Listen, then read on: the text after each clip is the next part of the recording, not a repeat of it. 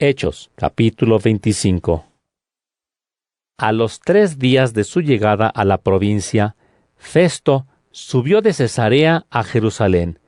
Los jefes de los sacerdotes y los principales de los judíos le presentaron sus acusaciones contra Pablo y le rogaron que hiciera el favor de enviarlo a Jerusalén, pues habían preparado una emboscada para matarlo por el camino.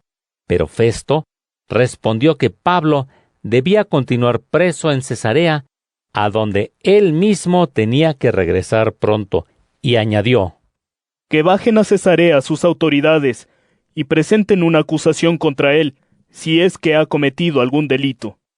Después de pasar allí 8 o 10 días, Festo bajó a Cesarea.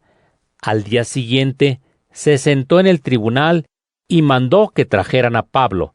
Cuando compareció, los judíos que habían bajado de Jerusalén lo rodearon, lanzando contra él muchas y graves acusaciones, aunque no las podían comprobar. Pablo se defendía diciendo: Yo no he faltado contra la ley de los judíos, ni contra el templo, ni contra el emperador. No obstante, Festo, deseando ganarse a los judíos, dijo a Pablo: ¿Quieres subir a Jerusalén y que te juzguen allí de estas acusaciones? Pero Pablo respondió: Estoy ante el tribunal del emperador, y es en él donde debo ser juzgado.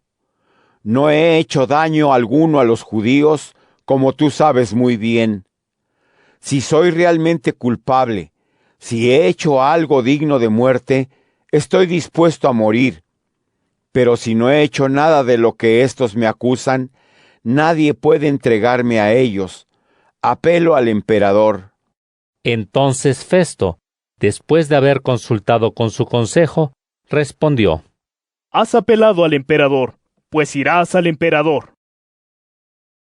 Algunos días después, el rey Agripa y Berenice vinieron a Cesarea a saludar a Festo.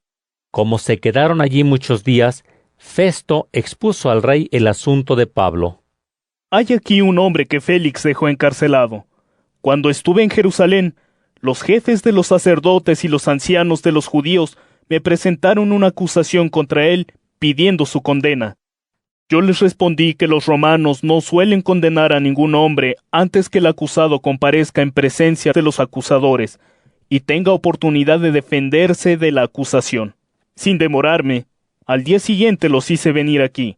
Me senté en el tribunal y mandé traer a ese hombre. Los acusadores comparecieron, pero no presentaron ninguno de los cargos que yo sospechaba. Solo lo acusaban de ciertas cuestiones referentes a su propia religión y a un tal Jesús, ya muerto, y que, según Pablo, está vivo. Como no entendía muy bien aquella discusión, le dije a Pablo si quería ir a Jerusalén para ser juzgado allí. Pero entonces él solicitó ser juzgado por Augusto. Así que he ordenado que lo dejen en la cárcel hasta que se presente la oportunidad de remitirlo al emperador. Agripa le dijo: Me gustaría oír a ese hombre.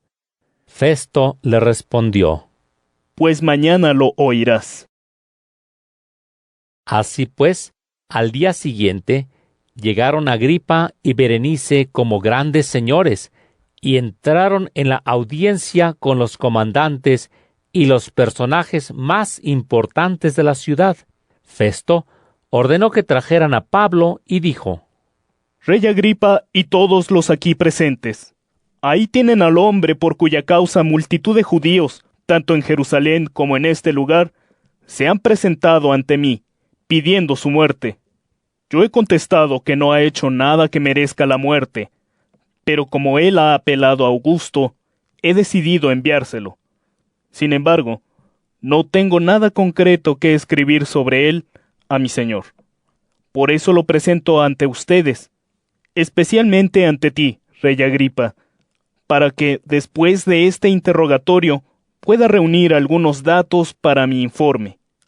Pues no me parece razonable enviar un preso sin indicar los cargos que se formulan contra él. Hechos, capítulo 26. Agripa dijo a Pablo: se te permite hablar en tu defensa.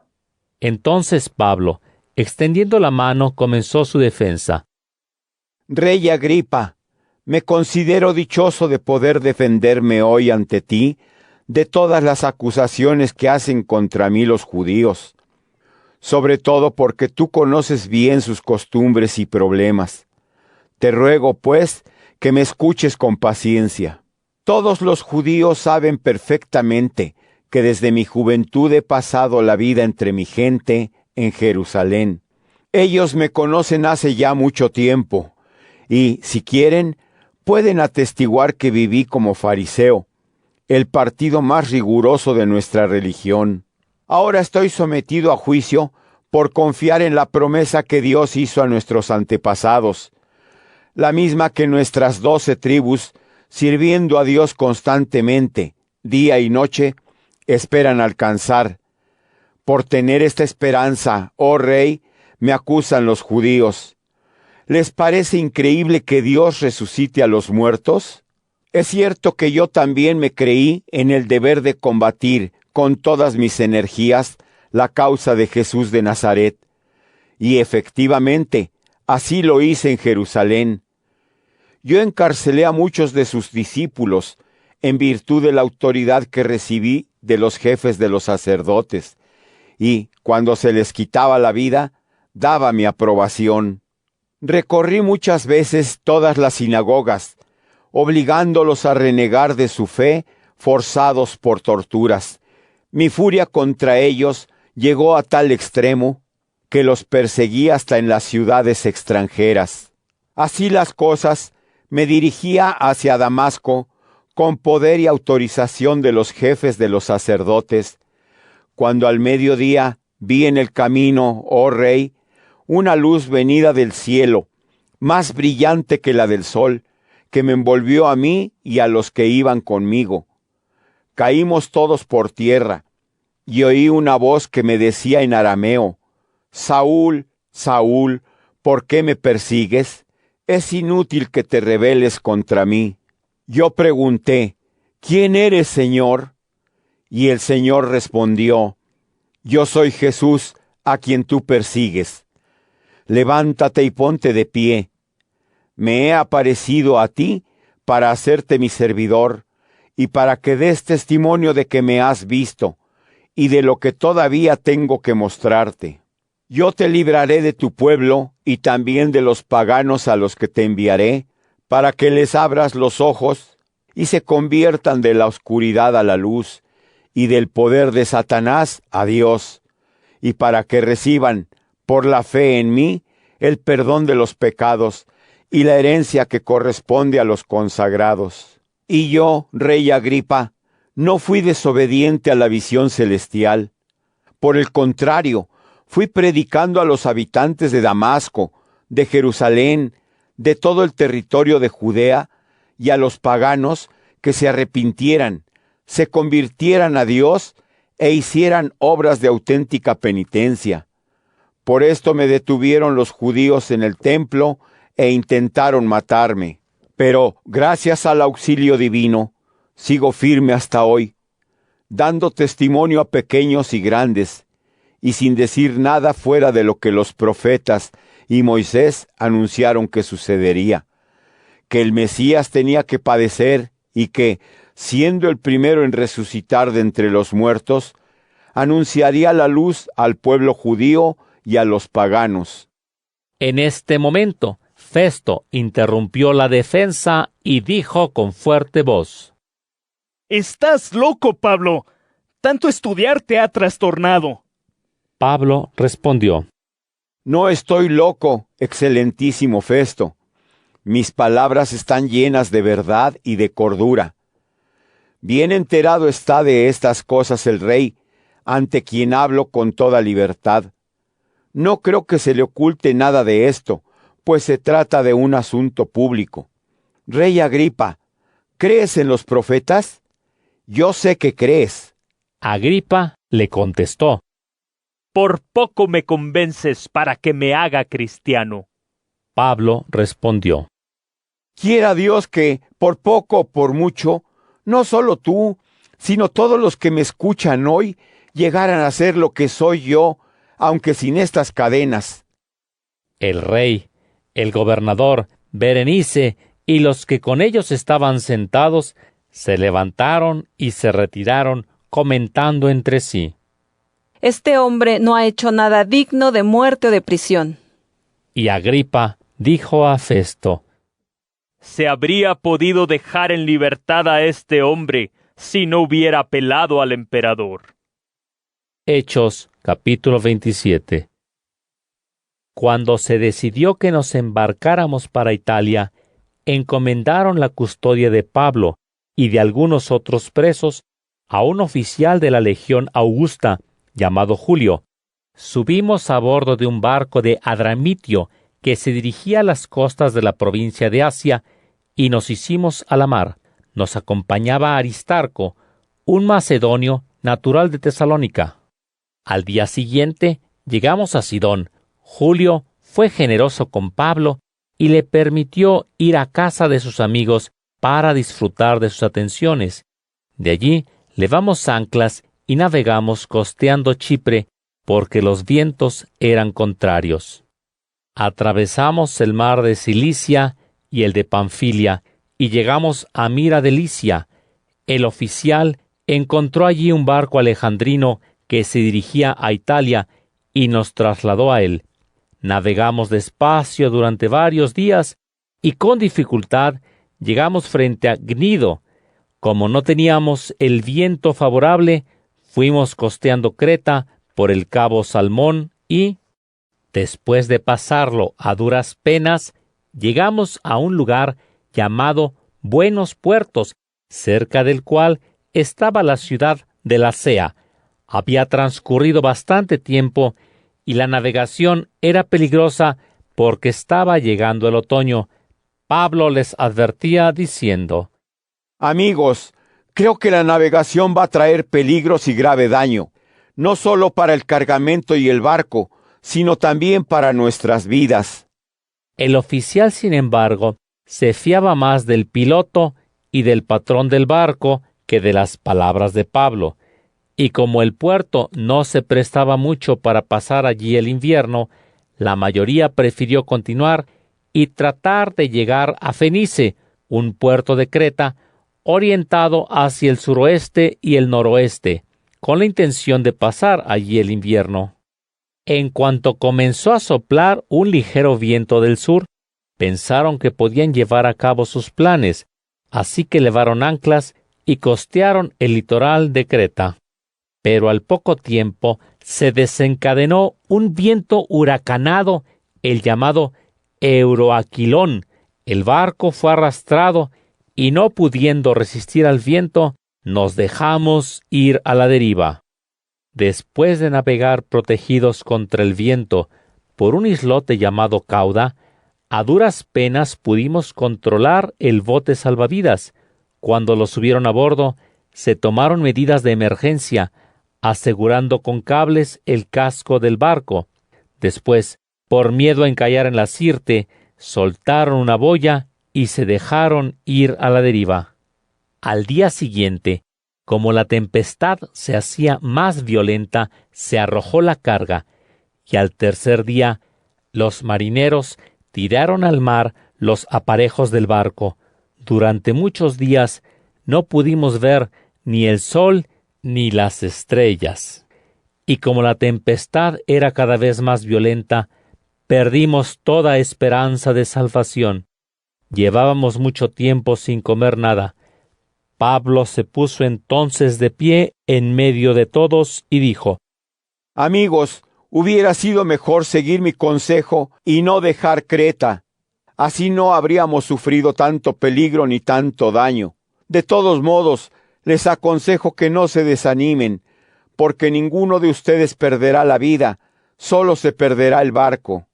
Pues esta noche se me apareció un ángel del Dios a quien pertenezco y a quien sirvo, y me ha dicho: no temas, Pablo, tienes que comparecer ante el emperador, y Dios, en atención a ti, conservará con vida a todos los que navegan contigo. Así que, ánimo, amigos, Yo tengo confianza en Dios y sé que sucederá tal como se me ha dicho. Iremos a parar a alguna isla. Era la noche 14ª, y seguíamos a merced del viento por el Adriático, cuando a medianoche los marineros presintieron la proximidad de la tierra. Sondearon la profundidad del agua, y había 36 metros. Volvieron a echar la sonda un poco más adelante, y había 27. Entonces, temiendo chocar contra alguna roca, echaron a popa 4 anclas, esperando con ansia que amaneciera. Pero como los marineros intentaban huir del barco y habían echado al mar el bote salvavidas, con el pretexto de soltar también las anclas de proa, Pablo dijo al oficial y a los soldados: Si estos no se quedan en el barco, ustedes no podrán salvarse. Entonces los soldados cortaron las amarras del bote y lo dejaron caer. Mientras esperaban que amaneciera, Pablo animó a todos a que comieran diciendo: Hace 14 días que no comen. Les aconsejo que tomen algún alimento, porque les vendrá bien para su salud. Ninguno de ustedes perderá ni un solo cabello de su cabeza. Dicho esto, tomó pan, y dando gracias a Dios en presencia de todos, lo partió y comenzó a comer. Los demás se animaron y comieron también. Íbamos en el barco 276 personas. Una vez satisfechos, arrojaron el trigo al mar para aligerar el barco. Cuando amaneció, no reconocieron la tierra, pero al ver una bahía que tenía playa, intentaron dirigir todo lo posible el barco hacia ella. Soltaron las anclas y las dejaron caer al mar, aflojando a la vez las amarras de los timones. Luego izaron la vela de proa y con el viento a su favor se dirigieron a la playa. Pero al dar contra un banco de arena entre 2 corrientes, el barco encalló. La proa, clavada, quedó inmóvil. La popa, en cambio, se rompía por la violencia de las olas.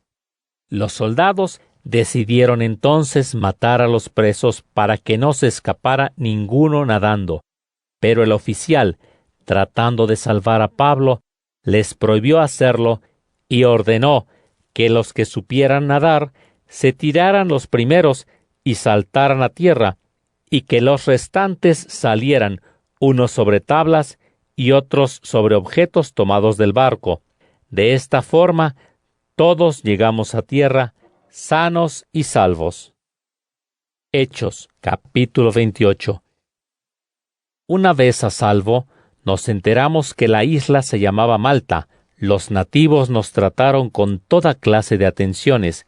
Como estábamos empapados por la lluvia que caía y teníamos mucho frío, encendieron una fogata y nos dijeron a todos que nos acercáramos. Pablo se puso a recoger ramas secas.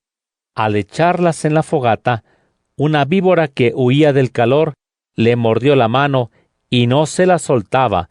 Los nativos, al verla colgando de su mano, se decían unos a otros: Sin duda, este hombre es un homicida.